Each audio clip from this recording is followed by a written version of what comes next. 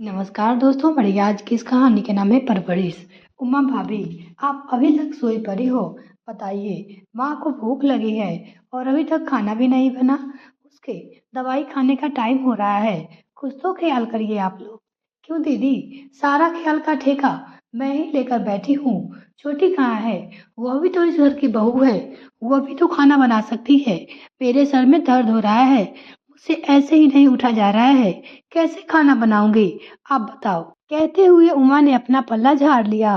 बेचारी लक्ष्मी अपनी छोटी भाभी अमृता के पास जाती है और उससे कहती है, अमृता भाभी, बड़ी भाभी के सर में दर्द हो रहा है, कम से कम आप ही खाना बना दो। माँ की दवाई खानी है। अब क्या बताऊँ दीदी, मेरे तो पेट में दर्द हो रहा है। सुबह से ही मेरा पीरियड आया है, मुझे तो उठा भी नहीं जा रहा है। और वैसे भी इस समय तो कोई मुझसे 2-3 दिन कोई बात भी ना करे तो सही रहता है। दो टूक सा जवाब दे दिया अमृता ने। बेचारी लक्ष्मी उदास होकर अपनी माँ रमा जी के यहाँ आकर बैठ जाती है। रमा जी बेटी का उदास चेहरा देखकर कहती है, बोला था ना बेटा, मत जा, मत इनके चक्कर में पड़। यह नहीं सुधरने वाली है। यह तो इनका रोज का हो गया है। जब खुद को भूख लगेगी तो आकर कोई अपना थोड़ा बहुत कुछ बना लेगा, उसमें से मुझे जो मिल जाएगा मिल जाएगा। यह बस सुबह शाम अपने पतियों के रहने पे ही खाना बनाती है और बनाएगी भी ऐसा कि तुरंत ही खाकर खत्म कर दे। इन्हें बिल्कुल भी मेरी चिंता नहीं है। मुझे दोपहर की दवाई खानी होती है, पर यह तो पूरी दोपहर आराम से सोती रहती है। किसी को कोई बीमारी नहीं है। यह बस तुम्हें देखकर नाटक हो रहा है। कोई बात नहीं माँ, तुम बताओ क्या खाओगी? मैं तुम्हारे लिए कुछ बनाती हूँ। नहीं बेटी, तू बैठ। 1-2 घंटे के लिए मिलने आती हो, उसमें भी किचन में लग जाओगी। रहने दे, मैं कुछ भी खा लूंगी हल्का सा। नहीं माँ, ऐसे कैसे खा लोगी कुछ भी? तुम रुको, मैं आती हूँ। कहते हुए लक्ष्मी किचन में जाती है और अपनी माँ के लिए खाना बनाकर लाती है और उन्हें दोपहर की दवाई देती है।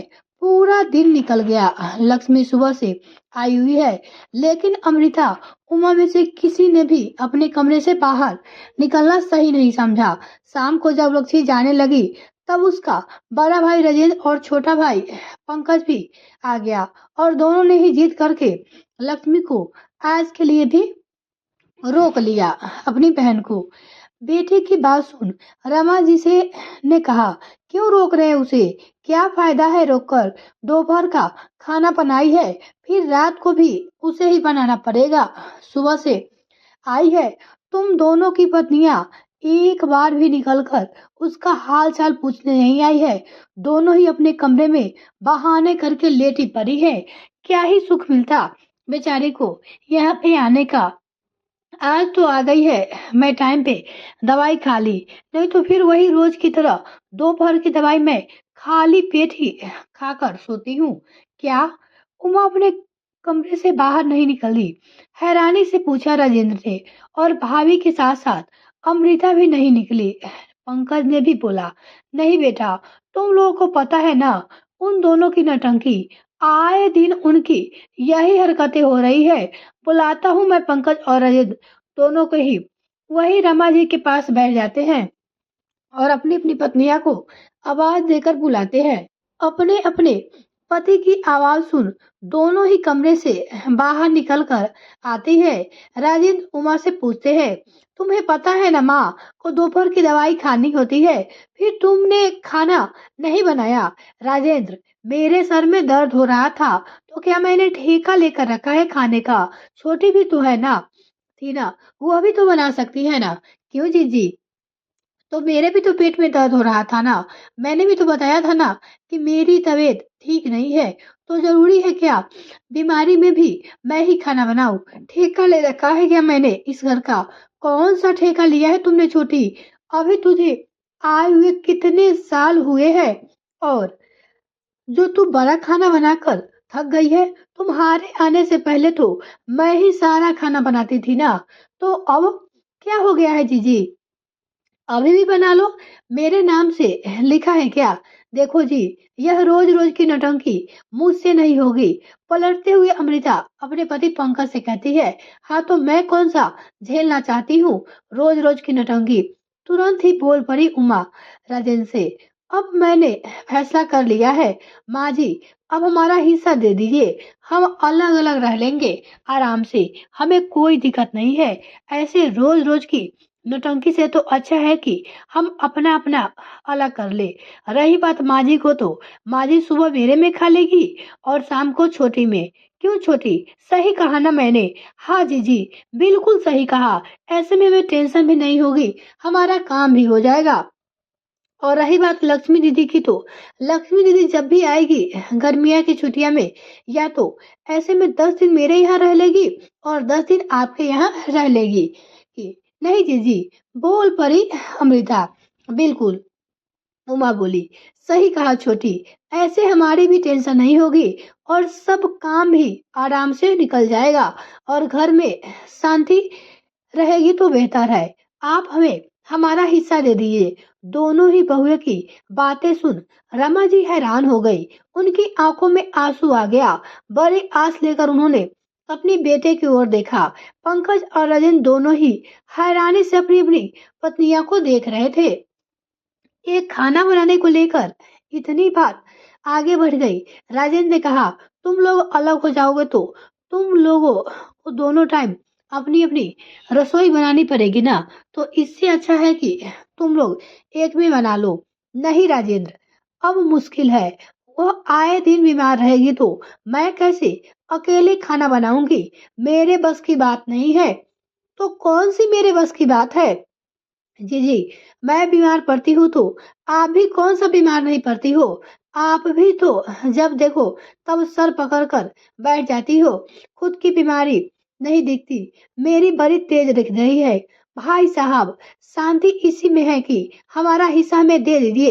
इधर रमा भी बहुओं की बातें सुन लगातार रो रही थी। उधर उमा और अमृता आपस में लड़ रही थी। लक्ष्मी बेचारी, उसे तो कुछ समझ भी नहीं आ रहा था। उसका मायका ऐसे बिखर रहा है। पंकज के साथ साथ राजेंद्र भी अपना सर पकड़ के बैठ गया। कुछ सोचते हुए राजेंद्र ने कहा, ठीक है, अगर तुम लोग अलग होना चाहते हो तो हो जाओ। राजेंद्र के मुंह से इतना सुनते ही रमा जी, पंकज, लक्ष्मी सब हैरानी से राजेंद्र को देखने लगते हैं। रमा जी की आंखों में आंसू लिए हैरानी से कहती है, बेटा ये कैसी बातें कर रहा है तू? कम से कम मुझे तो चैन से मर जाने दे। हाँ भैया, ये कैसी बातें कर रहे हो आप? कैसी बातें कर रहा हूँ? पंकज, सही तो कह रहा हूँ, रोज रोज की कचकच से तो अच्छा है ना कि यह दोनों अलग हो जाए। नहीं उमा अपने पति की बात सुन एकदम से खुश हो गई। उसे विश्वास ही नहीं था कि राजेंद्र ऐसे एकदम से मान जाएंगे। उसने तुरंत ही कहा, हाँ हाँ, और नहीं तो क्या, रोज की कचकच से तो अच्छा है कि हम अपना अपना अलग ही अलग कर ले। पंकज हैरानी से राजेंद्र को देखे जा रहा था। भैया, आप इतनी जल्दी भाभी के बातों में आ गए। आप ही के भरोसे तो मैं भी था। पापा के बाद आपके ही घर को अच्छे से संभाला था। तो क्या चाहता है पंकज, मैं अपनी पत्नी की बात ना सुनूं? जिंदगी भर तुझे मैं और पूरे परिवार को लेकर चलूं? कहते हुए राजेंद्र ने धीरे से पंकज को आंख मारी, जो लक्ष्मी, पंकज और रमा जी ने देख लिया। अब बात तीनों की समझ में आ गई थी कि जरूर राजेंद्र के दिमाग में कुछ न कुछ चल रहा है। पंकज भी बोल उठा, हाँ तो ठीक है भैया, जब आप अलग होना चाहते हैं तो आप अपनी पत्नी की बात सुन रहे हो तो मैं भी अपनी पत्नी की बात सुनूंगा। मेरी भी पत्नी एक में नहीं रहना चाहती है, इसलिए उसे भी अलग होना है ना अमृता? अमृता खुशी से झूम उठी, हाँ जी, मुझे तो विश्वास ही नहीं था कि आप मेरे साथ भी देंगे। बिल्कुल अमृता, तुम जैसा चाहती हो बिल्कुल वैसा ही होगा। भैया, सबकी रजामंदी है तो अलग हो ही जाते हैं। माँ, चलो वकील के पास, आज के आज ही मामला खत्म कर देते हैं। क्यों भैया? हाँ हाँ बिल्कुल, चलो। कहते हुए पंकज और राजेंद्र दोनों ही रमा जी और लक्ष्मी को लेकर वकील के पास चले जाते हैं। इधर रमा और रीता दोनों ही फूले नहीं समा रही थी। दोनों ही अपनी अपनी गृहस्थी के सपने बुनने लगी। देखना छोटी, आज बंटवारा हो जाएगा। फिर जब मैं अपना घर अच्छे से सेट कर लूंगी तो मैं सोच रही हूँ दोपहर को फ्री टाइम में अपने घर में अपनी सहेलियां को बुलाऊंगी, बातें करेंगे, पूरा दोपहर मजे करेंगे। हाँ जी जी, मैं भी सोच रही हूँ, मैं भी जब अपना घर सेट कर लूंगी तो फिर मैं भी किटी पार्टी करूंगी। बस जी जी, अब हमारे भी अपने दिन आने वाले हैं। दोनों अपनी अपनी यादों में खोए बातें किए जा रही थी। करीब 2-3 घंटे बाद राजेंद्र, रमाजी, पंकज और लक्ष्मी वापस आते हैं। सबको घर आया देखकर उमा खुशी से भागकर अपने पति राजेंद्र के पास जाती है और अमृता भी पंकज के बगल में जाकर खड़ी हो जाती है। दोनों ही बड़ी बेचैन थी, जल्दी से अपने अपने पतियों के मुंह से सुनने के लिए कि उनका हिस्सा कौन सा है, घर में उनका बंटवारा कैसे हुआ है, ऊपर कौन रहेगा, नीचे कौन रहेगा। राजेंद्र अपनी माँ को बिठाकर खुद ही उनके बगल में बैठ जाता है। पंकज भी दूसरी ओर माँ के बगल में बैठ जाता है। लक्ष्मी भी वही दोनों भैया के पास बैठ जाती है। सबके चेहरे पे शांति थी, सिवाय उमा और मृता की। उमा की बेचैनी बढ़ती जा रही थी। आखिरकार उसने पूछ लिया, क्या हुआ राजेंद्र, सब ठीक तो है ना? हाँ हाँ, सब ठीक है, चिंता मत करो, जैसा तुम चाहती थी वैसा ही हुआ है। अच्छा तो फिर बता दो, कौन कौन सा हिस्सा किसका है, ताकि हम अपनी अपनी व्यवस्था कर सके। हाँ बिल्कुल, एक काम करो, ऊपर का जो पूरा हिस्सा है उसके दो भाग हुए हैं। एक भाग तुम्हारा है और एक भाग पंकज अमृता का है। और नीचे बीच में बोल पड़ी अमृता, नीचे पूरा का हिस्सा माँ का है। माँ का? हैरानी से एक साथ अमृता और अमृता वहां दोनों ही बोल पड़ी। माँ के हिस्से की क्या जरूरत है? तुम लोगों ने 3 हिस्से किए हैं क्या? घर के तो 2 ही हिस्से होने चाहिए ना, फिर तीसरा हिस्सा क्यों? इसलिए क्योंकि यह माँ की मर्जी थी, वो किसी के हिस्से में नहीं रहेगी, वो अपने ही हिस्से में रहेगी। उसने फैसला किया है कि दोनों बहुओं में से जो बहू उनकी सेवा करेगी, उनकी देखभाल करेगी, उनको टाइम पे खाना पीना चाय पानी नाश्ता देगी, उसी बहू को वो अपना हिस्सा देगी। घर के हिस्से के साथ साथ जो मेन रोड पे जमीन है वह भी माँ के ही नाम है। क्या? जमीन भी? लेकिन राजेंद्र, तुम्हें पता है ना उस जमीन की कीमत कितना महंगी है? वह जमीन और वही महंगी जमीन अपने माँ के नाम करा दिया। भाई उमा, इसमें मैं कुछ नहीं कर सकता था, जो हो गया सो हो गया। और वैसे भी मैं कौन होता हूँ डिसाइड करने वाला कि माँ के हिस्से में क्या रहेगा? वह तो माँ की मर्जी है ना, क्योंकि प्रॉपर्टी भी तो उसकी है ना।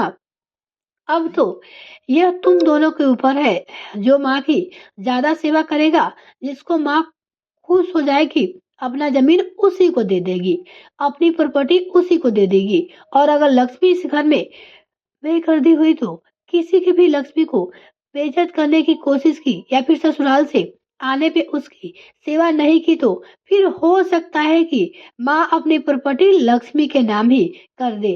राजेंद्र के मुंह से इतना सुनते ही उमा के साथ साथ अमृता भी हैरान थी। यह कैसा अजीब सा बंटवारा हुआ है? एक तो घर के 2 हिस्से थी और जगह 3 हिस्से हो गए। ऊपर से जो सबसे महंगी जमीन थी मेन रोड की, वही माँ जी को दे दिया। अब माँ जी का भरोसा नहीं है, वो बहू को दे या फिर बेटी को। तो ज्यादातर तो चांस है कि बेटी को ही देगी। अपना अपना दिमाग लगाते हुए तुरंत ही उमा बोल पड़ी, राजेंद्र, आप कैसी बातें करते हो? हमारे रहते हुए माँ जी को अलग रहने की क्या जरूरत है? मैं अलग हो जाती तो तुम्हें अपने साथ ही रखने वाली थी। माँ जी वैसे भी मेरे साथ ही रहेगी, मुझे जमीन का लालच नहीं है, लेकिन माँ जी को हम ऐसे अकेले कैसे छोड़ सकते हैं? अरे जीजी, आप ऐसे कैसे बोल रही हो, जैसे माँ जी आपकी है, मेरी नहीं। ऐसे कैसे आप माँ जी को अपने साथ रखोगी?